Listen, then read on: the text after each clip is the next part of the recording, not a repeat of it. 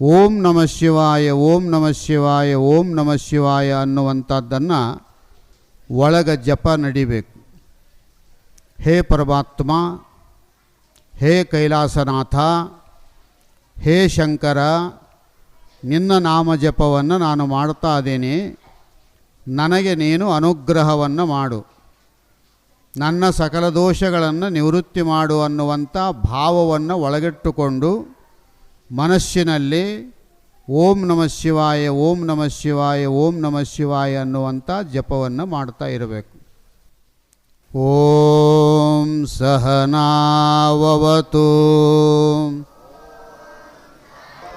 ಸಹನೌ ಭುನಕ್ತು ಸಹ ವೀರ್ಯಂ ಕರವಾವಹೈ ತೇಜಸ್ವಿನಾವಧೀತಮಸ್ತು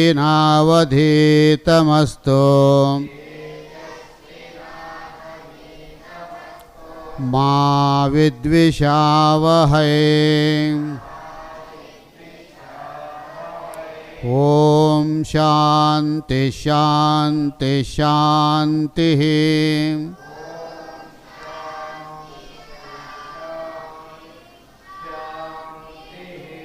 ನಿಮ್ಮ ಕೈಗಳನ್ನು ಸ್ವಲ್ಪ ತಿಕ್ಕಿಕೊಂಡು ಕಣ್ಣು ಮುಚ್ಚಿಕೊಂಡವರು ಕಣ್ಣಿಗೆ ಇಟ್ಟುಕೊಂಡು ಸಾವಕಾಶವಾಗಿ ಕಣ್ಣನ್ನು ತೆರೆಯಬೇಕು. ಈ ಪ್ರಕಾರದಲ್ಲಿ ಇನ್ನು ಮೇಲೆ ಪ್ರತಿನಿತ್ಯ ಶ್ರೀಗಳವರು ಹೇಳಿದ ಹಾಗೆ 108 ಸಲ ಜಪ ಅಂತಕ್ಕಂಥದ್ದು ಪ್ರತಿನಿತ್ಯನೂ ಮಾಡಿಸ್ತದ. ಇವತ್ತು ಅರ್ಧ ಭಾಗ ಸಮಯವಾದ್ದರಿಂದ 54 ಜಪ ಅಂತಕ್ಕಂಥದ್ದು ಮಾತ್ರ ಮಾಡಿದೆ. ಪ್ರತಿನಿತ್ಯನೂ 108 ಜಪವನ್ನು ಮಾಡ್ತಾಯಿದೆ. ತಾವೆಲ್ಲರೂ ಸರಿಯಾಗಿ ಸಮಯಕ್ಕೆ ಸರಿಯಾಗಿ ಬಂದು ಭಾಗವಹಿಸಿ ಅಧ್ಯಾತ್ಮ ಪ್ರವಚನದಲ್ಲಿ ಸಂಗೀತದ ಆನಂದ ಮತ್ತು ಜಪಯಜ್ಞದ ಒಂದು ಸೌಭಾಗ್ಯ, ಇವು 3 ಪ್ರಕಾರದಿಂದ ಇಲ್ಲಿ ಲಾಭ ಅಂತಕ್ಕಂಥದ್ದು ಈ ವರ್ಷ ಗುರುಗಳವರು ವಿಶೇಷವಾಗಿ ಜಪಯಜ್ಞಕ್ಕೆ ಒತ್ತು ಕೊಟ್ಟು ಅಧ್ಯಾತ್ಮ ಪ್ರವಚನದ ಜೊತೆಗೆ ಈ ಜಪಯಜ್ಞ ಅನ್ನುವಂಥದ್ದನ್ನು ಮಾಡಿಸ್ತಾ ಇದ್ದಾರೆ. ನೀವೆಲ್ಲರೂ ಸಮಯಕ್ಕೆ ಸರಿಯಾಗಿ ಬಂದು ಭಾಗವಹಿಸಬೇಕು ಅನ್ನುವಂಥ ಮಾತನ್ನು ಹೇಳಿ ನನ್ನ 2 ಮಾತುಗಳನ್ನು ಕ್ಷೇತ್ರಾಧಿಷ್ಠಾನ ದೇವತೆ ಗುರುಪಾದ ಶಿವಯೋಗಿಗಳವರ ಕರ್ತೃಗದ್ದಿಗೆಗೆ ಪುಷ್ಪರೂಪವಾಗಿ ಸಮರ್ಪಿಸಿ ನನ್ನ ಮಾತಿಗೆ ವಿರಾಮ ಕೊಡ್ತೀನಿ.